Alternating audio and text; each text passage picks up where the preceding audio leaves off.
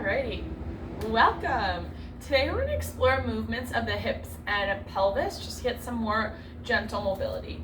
For the first one, we're going to start with your feet hips width distance apart, and your hands can come on your hips. Sometimes it can be really helpful.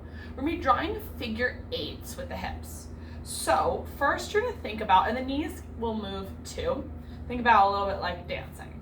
So for the first one, your left hip point is going to go back and then come around, circle through, and then as your right hip goes back and then comes forward. So you're drawing a figure eight with your pelvis. Think about your hip points as drawing that figure eight. You're kind of swirling like so. It's not a big motion, but just starts to kind of differentiate some hip motion. Very similar to the movement you get while walking, so it can be a great way to loosen the hips if you've been seated all day but can't go for a walk, and then you want to reverse it. Reverse. And you can start small with the movements and you get a little bit bigger. I like to start slow and then you can get a little bit quicker. You can always reverse again.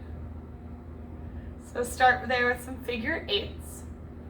That's a great way to just get different movement in through the pelvis, forward and backwards rotation, kind of differentiating each side from the other. Beautiful. After that, another one I really like to work on is some hip hiking in standing. So it kind of looks like a dance move. You're going to start with your feet hips a distance apart. I like to come up onto the toes of my right foot to get started. So I'm just kind of really gently on the toes. My hands are kind of at the top of that iliac crest. And then I'm going to stand nice and firm through the left leg. I'm going to hike the right hip up. So think about my iliac crest coming towards my rib cage. And then let it drop down, expanding the space between the iliac crest and rib cage. So lift up and down. You might feel some work in that standing leg as it stabilizes you. Just start slow, and then you can add a little bounce to it.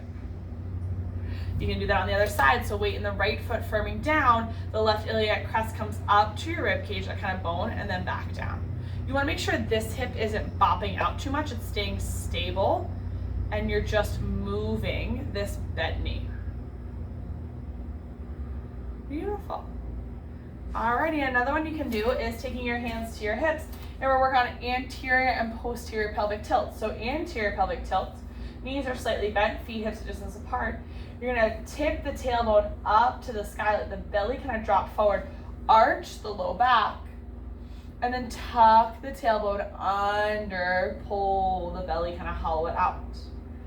Arch and tuck. And this is really just an exploration. I'm not telling you what's right and wrong here. You're just kind of exploring how the hips and pelvis feel.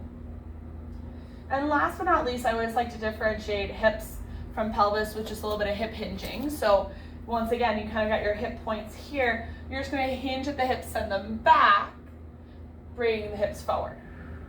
Hip hinging is a really integral part of movement for a lot of people. My knees are pretty much staying the same bend here. This builds you for deadlifts. This is really great for low backs, for hips. Just kind of differentiating that motion. So get dancing with your hips. Get a little movement and see how it feels. Enjoy.